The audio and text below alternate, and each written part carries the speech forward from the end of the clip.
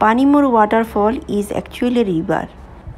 When Kapili river in Assam dries up little, it looks like a waterfall. It is a popular picnic spot as well. So try to visit this place on working days to avoid excessive crowd. You can easily make a day trip from Haflong, Lamding, Difu and even Dimapur also.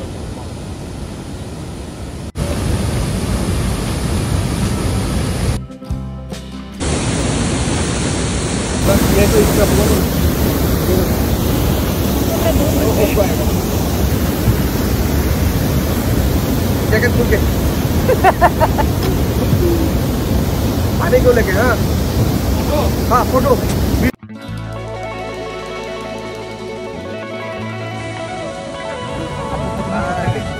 তুমি এক জায়গা থাকতে পারো না গিয়ে তোমার সমস্যা হচ্ছে এটা সাপ আছে বলে দাও না ये देखो अच्छा बना है